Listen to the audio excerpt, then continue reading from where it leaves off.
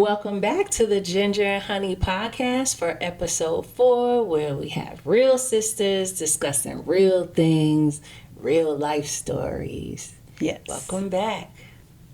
I'm your girl, the Lioness. And I'm your girl, Nick Valentine.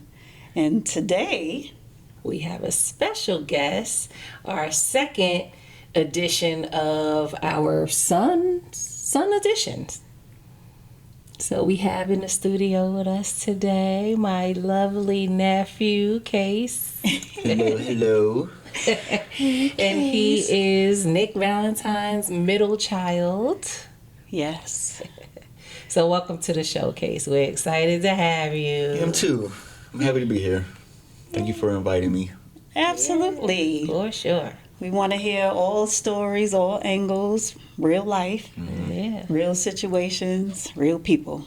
So thank you for joining us. For sure. So yes, Case is my middle son. So, and with that being said, sometimes there's stereotypes or stigmas about middle children, like seeking attention and acting out. Case wasn't that, he was always the cool, calm, and collected child of mine. Mm-hmm. But I also did read that some of the personality traits too are easygoing and compromising and agreeable, which you actually are those things. So that was interesting for me to read about you. I'm like, oh yeah, that's him. Yeah, I guess you could be that or all the other things. Right. They describe middle children as, Right, so rather have those traits. So we wanted to talk a little bit first about you and your journey in football.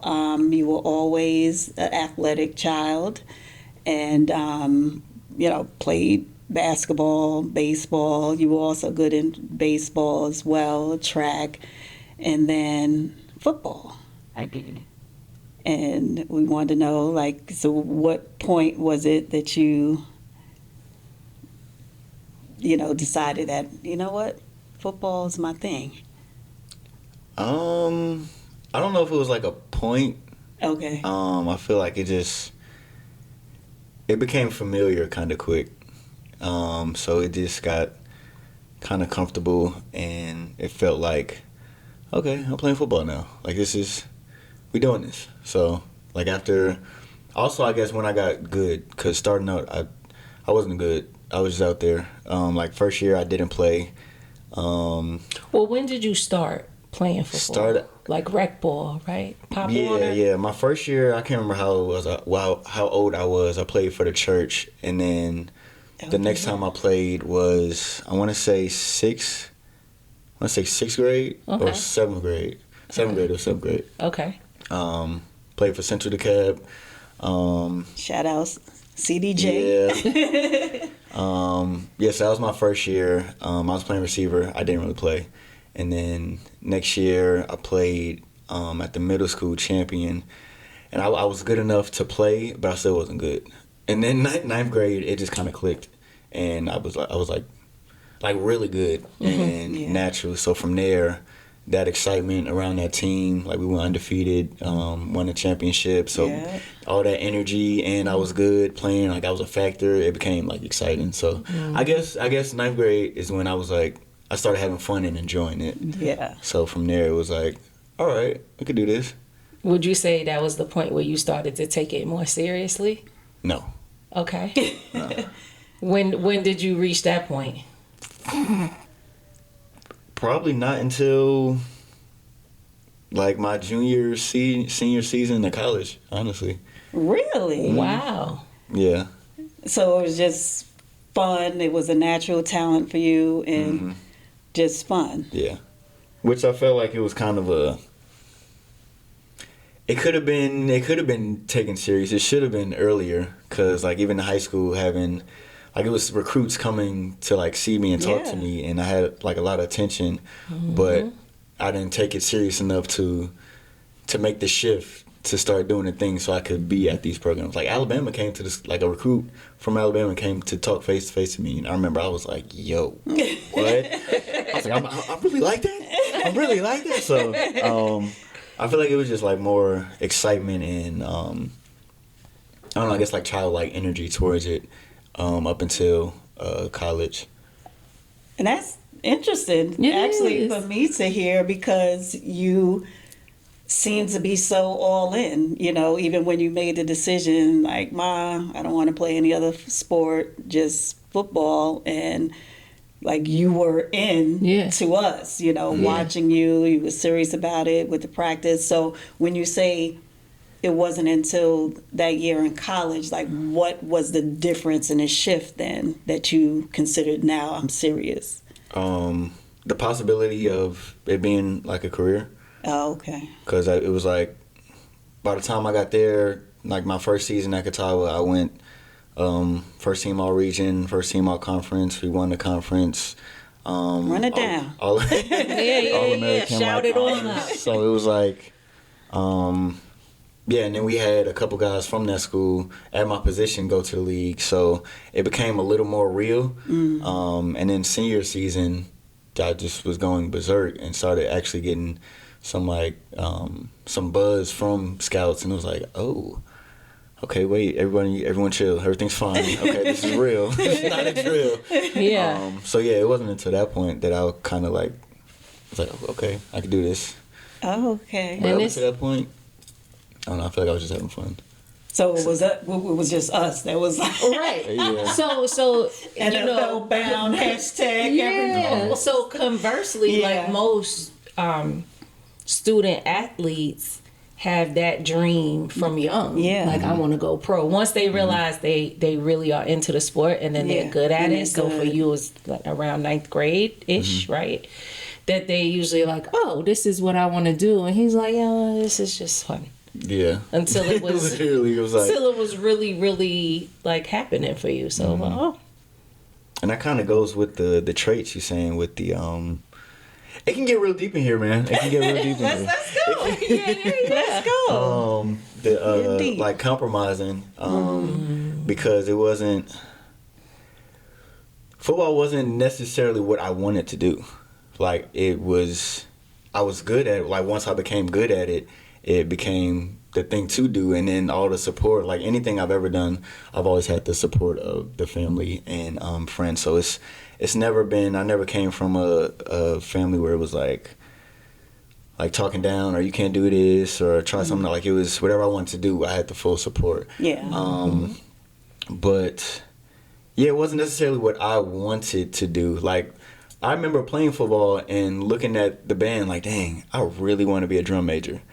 But it was like, I was like, that looks so fun. Like I'm perform, like I would kill it. Like I would be that dude if I was a drum major. Getting in Yeah. your But- drum line bag. Yeah, but I was playing football, so Yeah. it was. I kind of like felt like my mind was trained to do this, and it was kind of like y'all said, like y'all had that energy behind it, the hashtag NFL, all of that. Like it was like I always felt like living like someone else's dream for me. So it was like y'all, the support was so strong and heavy. Yeah. It felt like, oh, I have to do this. Like this is what we're doing.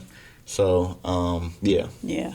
And I do even remember, we'll get into it more when you decided to pivot from that, but the moment when you realized it wasn't your passion, and all along we're supporting you in what we thought was your passion, so that's where the support came from. And like you said, we are, I think, overall a very supportive family. Sure. And although education is important and, we push education, we still push what's going to make you happy. We're going to support that. We never were you have to go to college. It's nice and, it definitely has its benefits, but, what do you want to do? What's your path? What do you see for yourself? So, Yeah, for sure. yeah, so I'm glad you got to that point. yeah. Who was your biggest influence or mentor? Like when I was playing. Yeah. I feel like I was influenced by other players kind of often. I know my homie Corey Corey Neely, that was my dog from Georgia military. He always kind of inspired me and influenced me. Just how kind of his stature, his size. He was always like, he wasn't the biggest dude, but he had a lot of heart, like so much heart. He was like diabetic, so he was dealing with that as an athlete, and like the way he showed up and the way he would like, I would see him push through and be physically like exhausted, tired, and still like muster up like the heart. And he was like fire athlete too. So he was one. One of my coaches at Catawba, Coach Smith, that was my guy. He was the spark to kind of taking it serious too. Like he saw something in me like almost immediately and wanted to sharpen that and wanted to have me talking to the right people and things like that. I feel like those were one of my biggest influences. Okay. And even with the coaches, like that was something too I always admired about you and the person you were, that pretty much every single coach Case ever had loved him, gravitated toward him and pushed him. So, it spoke a lot, not just to your talent, but the person you are. So, yeah. Always that. Coach Bill and Coach Rico too, from CDJ. I don't know where he's at now, but yeah, Coach Rico, he always spoke highly of me. Yeah, he did. I don't feel like I had like a mentor per se, but a lot of people that like influenced me and kind of inspired me. Yeah. Okay. Nice. And along the way, even in college, so especially you saying that it wasn't until your junior year that you felt like it really kicked in for you, what were some of the challenges you had as a student athlete? Because I know going to college wasn't high on your list. you were so ready to be finished with school, and it's like, hey, you want to play football, this is the route you have to go. Yeah. So what was the biggest challenge for you during that period? Being on my own, having to like I didn't have to go to class. And I learned that my freshman year. You said, oh, bet. Yeah. So kind of trial and error. My freshman year, I really took advantage of the fact that I didn't have to go to class. Yeah. And so I wasn't going to class. And Now, who told you that? it's just what it was. He was like, oh, there's nobody's going to wake me up and make sure. Yeah. Oh, I don't feel like it today. And my roommate, my homie Tez, he would like wake me up, but at the end of the day, Tez was like, he a grown man. That's right. So, and I would had the blackout blanket over the window. Ooh. Oh, no. Sleeping. So, that was a challenge, like actually having to, but okay, if I want to play, and really was losing it and realizing, okay, if I want to play, then I have to do this. So that was kind of a pivot point too. Yeah. After that freshman year, not going to class and just thinking it was sweet, like not realizing the effects of stuff. And Right. then, almost losing your scholarship. No, it did. You actually did? Yeah, I was on probation after the first semester. I had to make a certain GPA second year. Didn't make it, so it was like, I was this close, but it was like, sorry, you gotta go. So, Like, getting okay. expelled, I was like, oh. Get it together. Yeah. Like, oh, it has real consequences.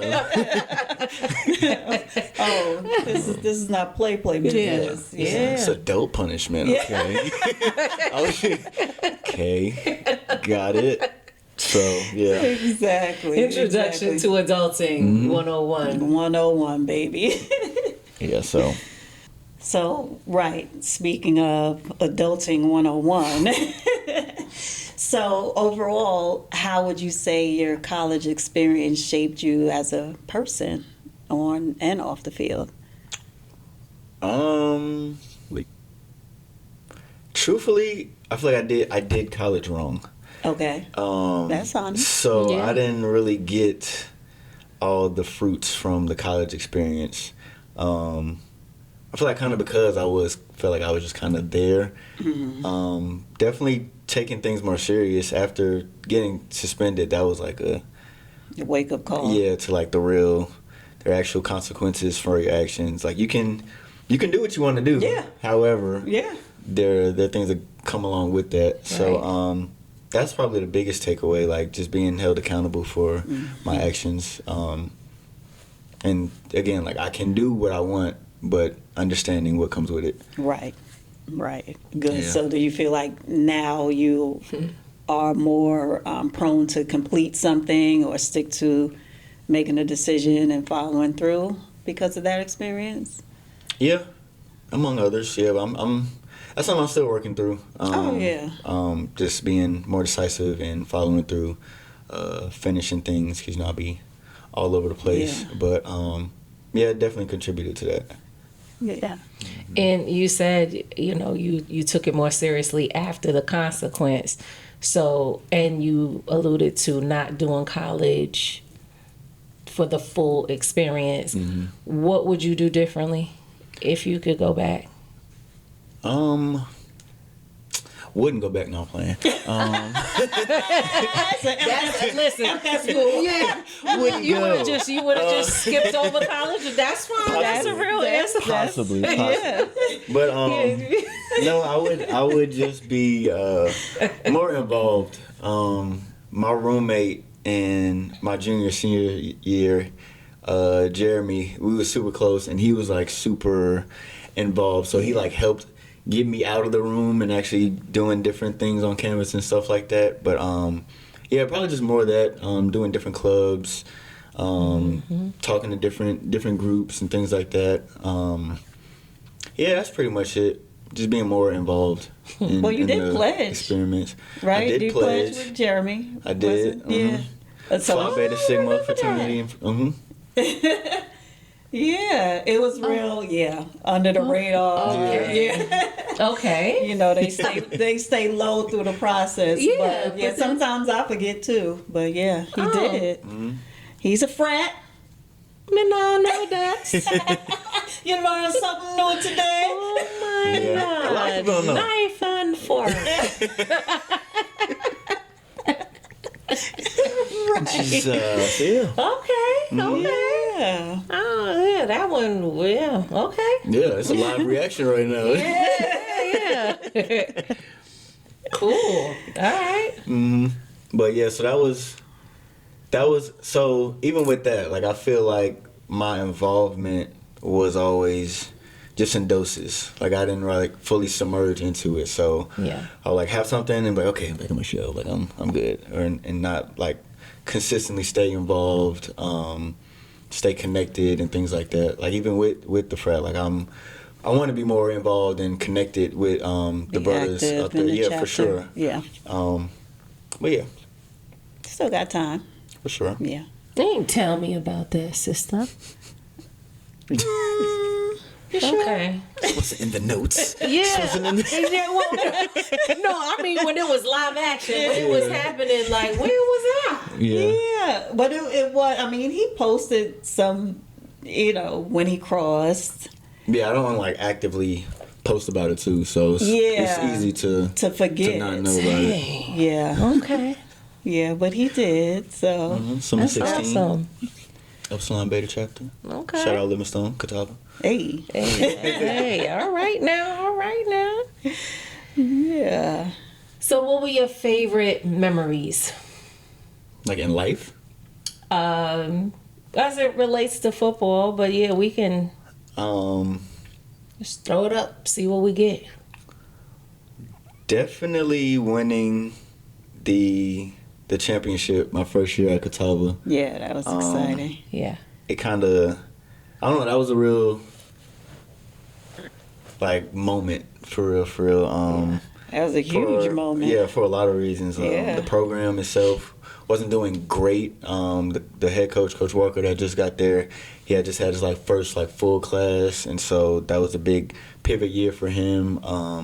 First half of the season we went on a long win streak, so it was a lot with that. And then also coming from being suspended and not playing for a year and kind of grinding back to get to that point and to have that moment of kind of a victory and relief. That was dope. And that was my first ring. Yeah. Wasn't really winning in high school. Yeah.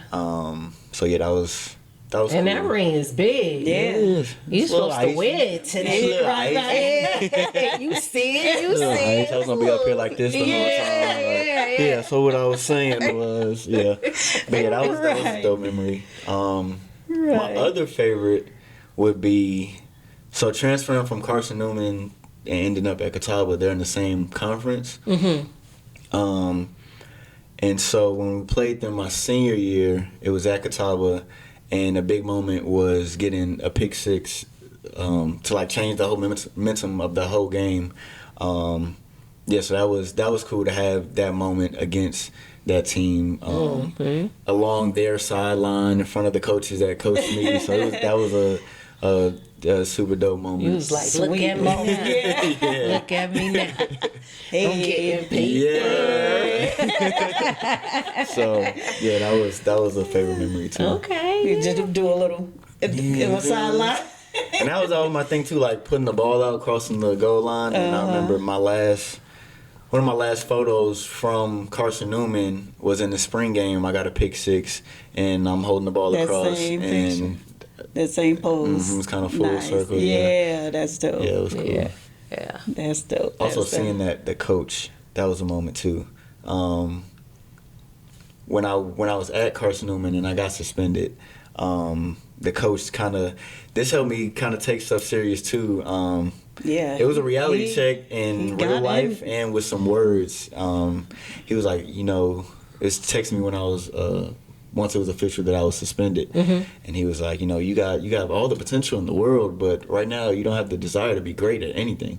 And I was like, yeah, yeah, Body blow. man, my chest. So, yeah, I was like, Yeah. it was horrid. It was real. It was true. Yeah. I appreciated that. But I hadn't remember had that. Yeah, I hadn't had that kind of Tough talk. yeah. Yeah. And so Did you have a reaction? Like did you reply to him verbally? yeah, I don't remember what I said though. Okay. Just that message alone would just it just hit. Yeah. And so the dope moment was too. It was after years later having that good game against them and getting to chat with him after the game and kind of see the growth and progression. I And remember that. it felt Yeah. real full circle with that too. You was like, you see my desire now, don't you? Yeah, tight. Don't Saw you? 90 yards of desire right in your Yeah. face. How that desire In your feel mouth. with that L you just took.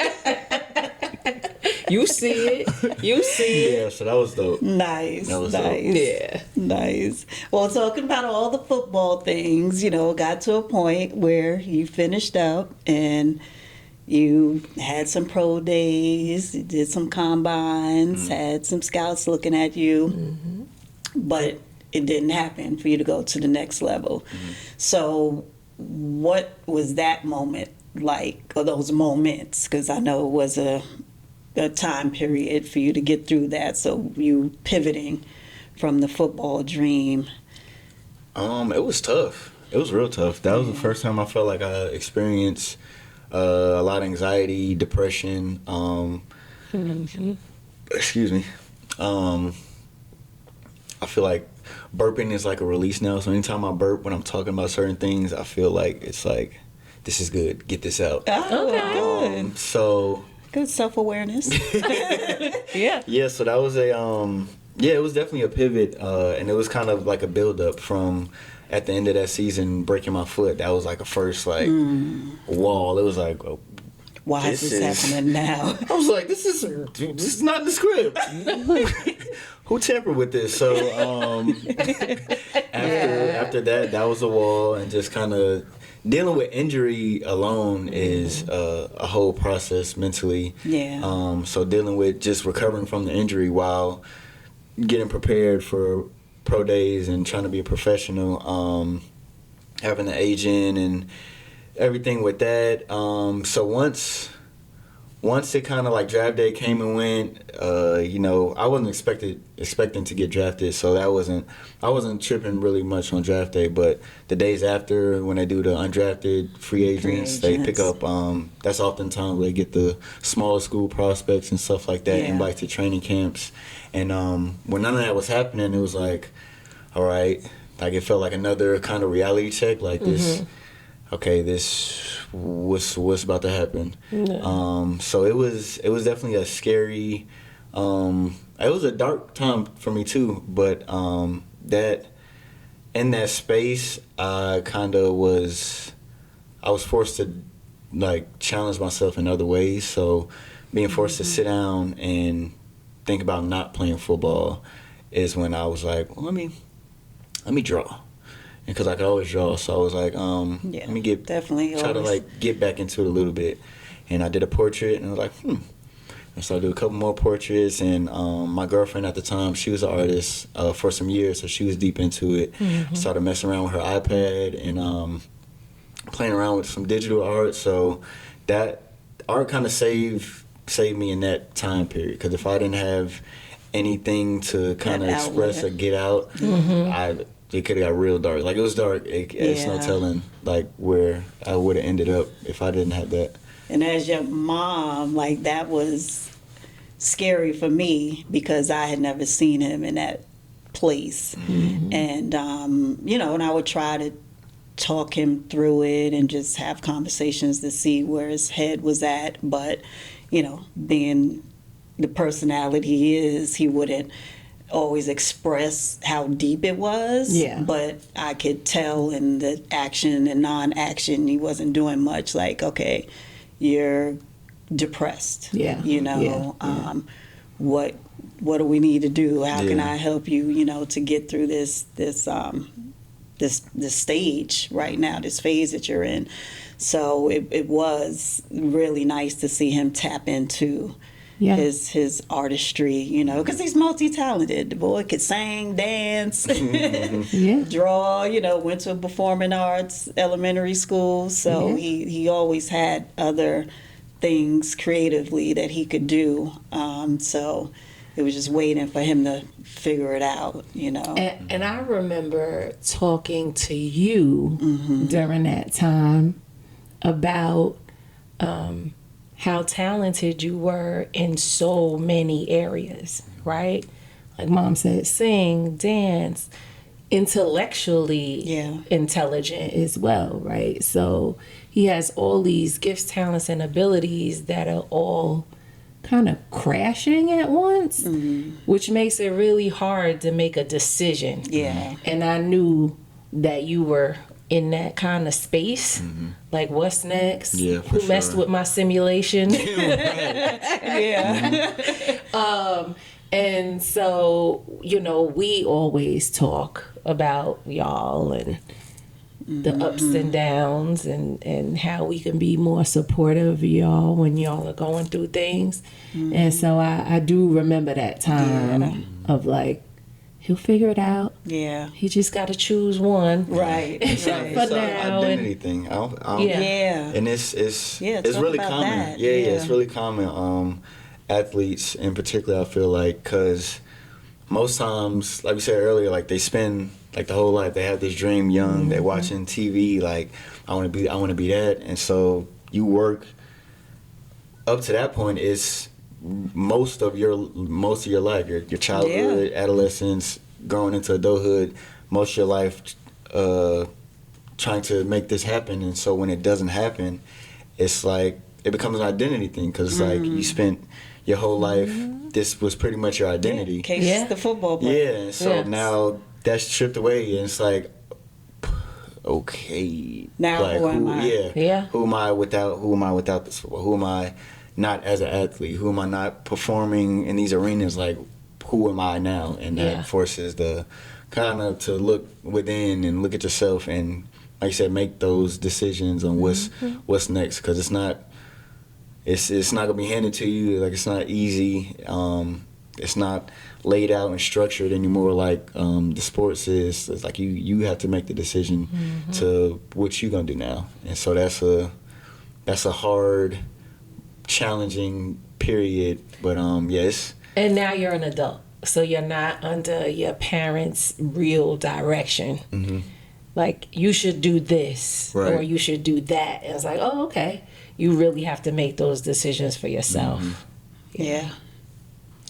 So you talked about the struggle with now rediscovering your identity. So did you feel pressure? Was it not only pressure from yourself or for others, and also to throw in that you are named after your father, Case, who is a R&B singer who we all know. So was there also added pressure being his namesake and feeling like I need to live up to some kind of success and standard because of who I am? Yeah, to an extent. I do feel like it was like he made his name, so it was like I gotta do something. I gotta be great at something. It wasn't necessarily in a particular area, but yeah, I did always feel. I don't think it was external though. Like I feel like my pressure, I always felt like internal. Like I had expectation for myself to be. Yeah. But so I lost track of just any pressures from others, yourself. Or... Yeah, no, it was mostly internal. Okay. I do feel like I always wanted to be famous though. Like I don't even feel like I felt like I was famous. Like I felt like I was famous. So you it definitely just felt would get like, treated like it. yeah, so I felt like, wow. What are we doing here? Yeah, like so I always kind of felt famous in a way and felt like I was destined for fame. That probably does come from him and experiences stuff with him. Did a funny story. I'll never forget when I realized I was like, oh, he's a big deal. I think I was in third grade. Like, you're not just my dad. Yeah, it was a little deeper than that. He came up to the school. I think he brought me lunch one time or something. And he walks in the cafeteria. I go to him, talking whatever. And all I heard was, "That's Case!" And everybody looked. Literally, he got chased out of the cafeteria. What? Yeah. Oh, no. I'm sitting there like, what? Was it the teachers? I was like, what is... Wow. Oh, all right, yeah. Literally got chased down the hallway out the cafeteria. He ended up locked in the library. It was the whole thing. I got to bring that up to him because I haven't talked about that in a minute. But, Wow. I don't remember that story. That's hilarious. Okay. He's famous. This is fame. Okay. But yeah, I always kind of felt, especially once I started performing and we would like travel to different schools and stuff. Right. And the reaction I would get, I was like, yeah, I am. I'm That him. DSA. I'm him. Yeah. So, yeah. Who will ever forget you doing the first talent show and was it Run It by Chris Brown? What did you do? No, I did. Yo. Yes. Yeah. Listen. Yes. You were there. I absolutely was. I mean, we had to look around like, what is happening? Element, like fourth, fifth grade. were behind us screaming his name. Screaming their heads off Yeah, like he was really Chris Brown. And I somebody said that after we dropped the video doing the dance, as people like grew up with me, was like, you always been like Chris Brown. I was like, I was like, it's crazy because I actually feel like him as well. It's very odd, but I don't know. I really feel like this is something recent. I've been feeling like I'm gonna play him in a biopic, whatever. Okay. I feel like I would go crazy with it. You like, would. Yeah, absolutely. Who better than you? Universe. It's in there. It's there. Yes, yes. But, yeah, so. Y'all heard it here first. Right. Okay. Exclusive. World premiere. Yeah. That would be dope. Yeah. Yeah. Any pressure I felt though, I felt like was internal and probably just from like observing and kind of being excited about it. Like fame excited me. Like being around celebrities and stuff. Like I never felt starstruck. Like I felt they felt like cool. So yeah, the only internal pressure. I feel like pressure at least. Yeah. Influence outside, but the pressure to live up to a standard was just on me. Well, that's good. Yeah, that's good. Like we learned in our last episode with Clint, you know, we should only be looking at ourselves. Yeah. For compare, the only person we can compare ourselves to is ourselves. It should be. Yeah. Comparison is the thief of joy. The thief of joy. Yes. So that and the push. Yeah. In terms of all your gifts, talents, and abilities, you can sing. You want to give us a little? I'm joking. Ooh, yeah. That's what's wrong with R&B now. Nobody is hooying. We lost. All doing this. We lost the point, the open clothes. Ain't nobody open shirt in the wind. Yes. They don't do music videos in the desert no In more. the desert. With a leather vest. Sand dunes. Come on now. everywhere. Yo. Come on. Yes. I'm gonna bring it back. Keep on be alive. Yeah. Album covers staring into the abyss. They don't do that. Yeah. Don't do that no Yeah. more. Yeah, I feel like the last staring into the abyss was Usher Confessions. That was the last one. Yeah. That was the You last. might be right. Yeah. And it We was gotta bring classic. it back. Bring it back. But We're relying on you. There Yeah. you go. Save R&B, Case. Save R&B. do my best. More pressure. Yeah, there you go. So you are multi-talented, singer, dancer, artist. Talk about your pivot to, I mean, you mentioned it a little bit about during that time you found comfort Yeah.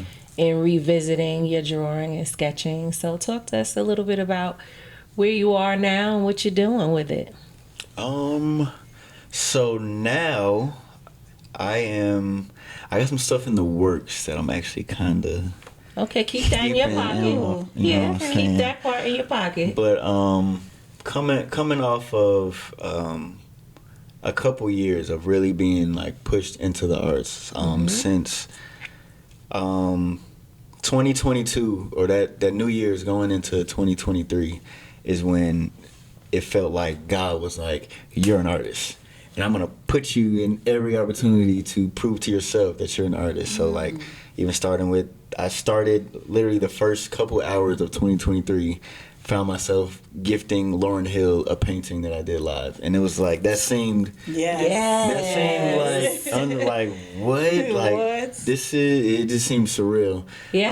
That was But a it was moment. yeah, Sure. completely. And then from there, February, I started my apprenticeship to be a tattoo artist. Did my first art show the same month in February. Did another art show in April. So it was like did another art show in August. So this is all the same year, just back to back. Just put me in these communities. I'm around these people, and it's kind of putting a mirror to myself and showing me like what I can do and who I am. Because even once I made that pivot initially from football, it still wasn't it was more of like it wasn't like I was deciding I'm an artist now. It was just something, I guess, to kind of distract me from the feelings of being depressed. But this space I've been in recently, it's like, no, this is who you are. Like, you're an artist. And I had a conversation with someone recently that, me talking about my work, and they like kind of took a step back and was like, you're a storyteller. And I've never looked at myself like that, but it resonated when she said it, and I was like, okay, I received that, and I'm gonna sit with that. So now, since being an artist and deciding to be it, I'm just kind of seeing more of myself and being it for real. And so it's been rewarding, it's been challenging, but it's. The more I do it, the more I see like how worth it can be and will be. Yeah. So it's a dope. I'm in a dope place right now. That's awesome. Found your purpose. Finding. Yeah. It'll grow legs and go in different directions, but the core of you saying I am. The I am, the great I am. Yes. Right? So I am an artist, and wherever it takes you is where it takes you. For sure. But just knowing, and trusting that. Yeah. Yes. Yeah, and even saying that, like the I am. I wasn't talking like that a couple years ago. Yeah. And being around other artists and being in these shows and positions to create and tell my story through art is revealing who I am to myself, and so it's. I find myself saying a lot more I am than I think or I don't know, and I'm trying to, it's like the I ams are coming up more and I realize the more that comes up, the more it like everything aligns because Yeah. the words are powerful. Yes. I remember my friend telling me like words are spells. That's why we spell them. And That's I was like, right. oh, that That's makes right. sense. Yeah. So That's it's right. like your words are powerful. Yeah. And it's even more powerful the vibrations coming Yes. from inside you. So it's the words you speak. They come to fruition. So saying things like I am is very powerful. Yeah. And I feel Yeah. it. Love The that. power's in the tongue. It is. Yeah. For So, sure. I believe that. yeah. That's awesome. And then you're doing tattooing as well. Yes. I'm a tattoo artist. So yeah, it's been cool doing that. It's another like challenge for me. Cause with the art and with just being an artist, you got different mediums. You got paper or canvas. You can use pencil, charcoal, paintbrush. But What do you use? right now I use Awesome. I work on canvas with acrylic and pretty much use graphite pencil with drawings. But the thing about tattooing is with drawing and canvas, you're only affecting the canvas. The canvas doesn't react. The paper doesn't react. Your skin, it's a whole another element to it. And so it's challenged my artistry and another element of taking things serious and getting into it because it's a beautiful way to storytell, and because it is like I've been looking at how I see legacy now, and I realize tattooing in itself is leaving a legacy because wherever you give somebody a tattoo, it's there forever. Yeah. Like, so that in itself is leaving a mark and leaving a legacy. And so, just taking that seriously and pretty much using that same artistry and bringing it all together with that. And I'm thankful for the tattooing because that's what brought me into this community of different artists and me seeing myself more. So it's the art's really been saving me. And it goes along with the premise of who you surround yourself with, right? Whether it be good influence or bad influence, you are who you surround yourself with. So it's very important that you are locked in with that community. Yeah. Like-minded people. That's doing right. the same For sure. things, right? Yeah. That can motivate, inspire, and influence you. Yeah. Yeah. That's awesome. Yeah. And Case did do our lovely logo. Our logo. So you'll be able to see your artistry. We're gonna get into some merch. Okay. People have been requesting Yeah. that, so they'll get a Beautiful. chance to wear your art. That's dope. Yeah. I love it. I'm wearing his art on my foot. That's My foot tattoo, which I have wanted for decades now, was always afraid to get one on my foot because I heard the pain level was so high. But I'm a G. Yeah, I was like, she was chilling, and I was a little disturbed, but it was like, all right. It was like, oh, are you enjoying this Right. game? Like she's chilling on her phone. I'm like, you ain't want to flinch or nothing. You got nerves in your foot. You should be twitching involuntarily at the least. Like she was chilling, making videos. Like what? Yeah, that was funny, but that was an amazing experience, you know, to have my son do my first real piece. I got a little baby tattoo, but we won't talk about that. They tease me about it all the time. That's my first real one. So thank you, and yes, again, thank you for our lovely logo. Yes.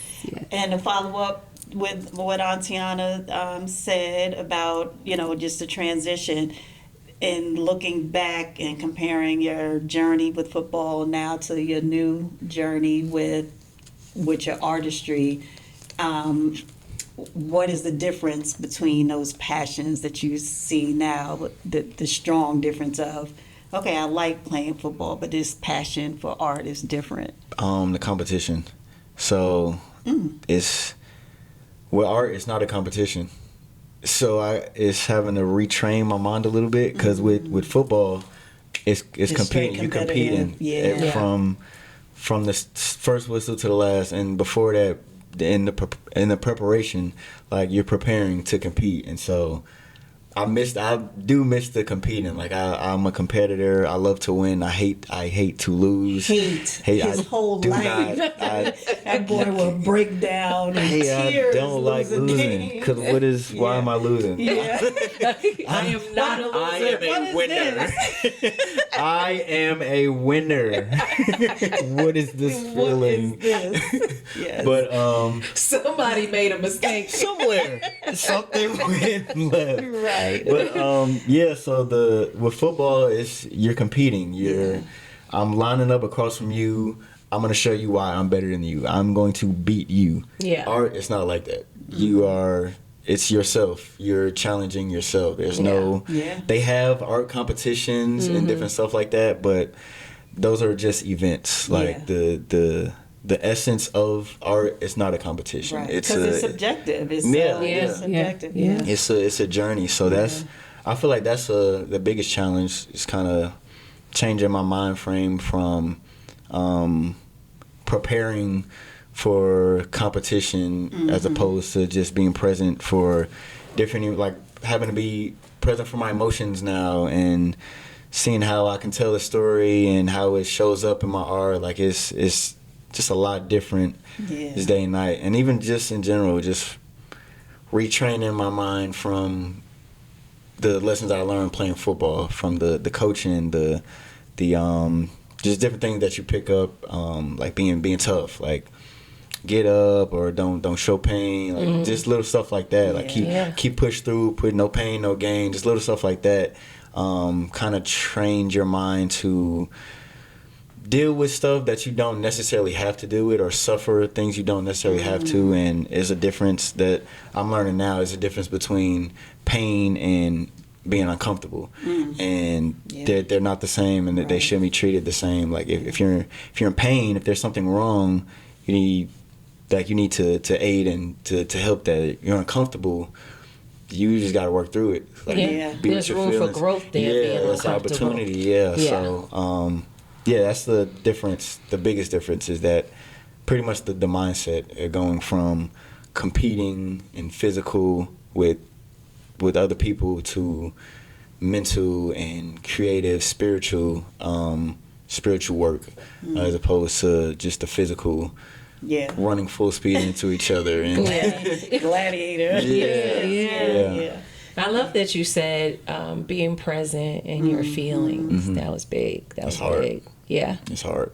Yeah. Because I like to let's wrap it up. Yeah. What is this? Sometimes I'm you gotta uncomfortable. Yeah. Yeah. You got to sit in that uncomfortable space. Can't go over it. Yeah. Can't go under it. Gotta go through it. Got to go through it. And that's usually where the growth happens. Growth and or healing. You know. So Yep. yeah. Yeah. Hard to get over.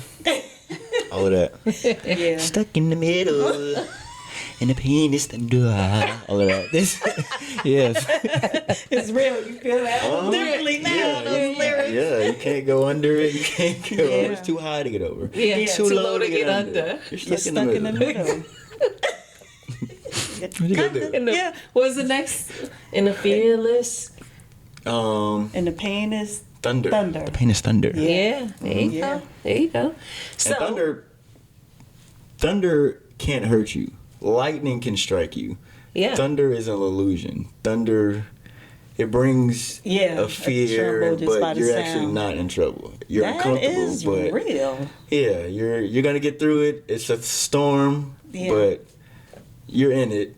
Feel all that stuff, but know that it's gonna end. Like you're gonna get through it. okay. Yeah, that was a lot. Right. That was- Yeah. You know what I'm saying? Live insights. Come on. There is them. You feel me? Yeah. So, on that note, one of our final segments is Mirror Talk. And so, what's one thing you would tell your younger self, or your younger self needed to hear, that you now understand? I would say trust yourself and speak up. Like, no. I feel like growing up, I felt like I would feel certain things, but when there was something or someone telling me something else, I was more more prone to believing what they were saying as opposed to what I actually felt. And so it kind of built up this lack of trust in myself and my decision making that I'm like undoing now. But yeah, just trust yourself.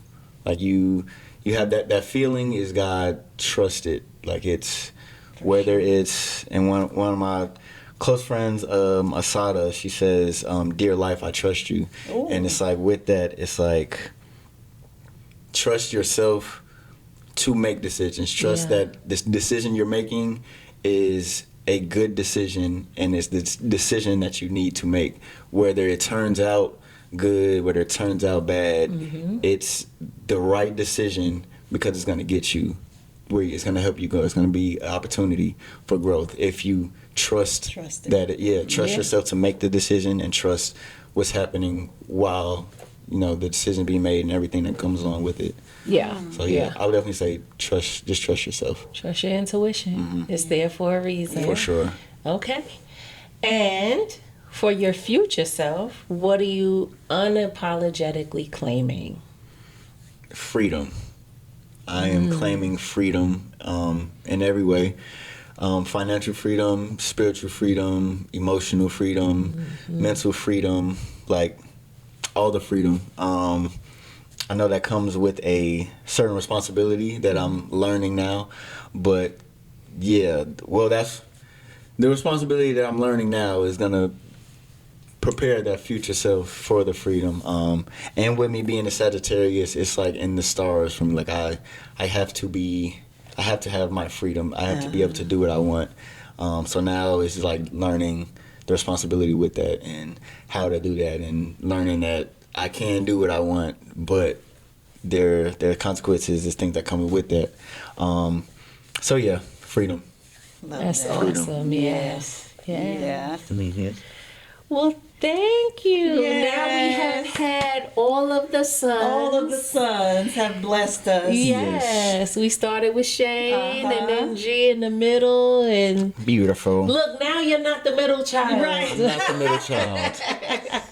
So, Wrapped it up. Yeah, thank you for joining us. This has been wonderful. Yes. Yes. It has. I Thank you, appreciate son. y'all. And like I said earlier, like I'm super proud of y'all. Oh, thank you. For just doing it.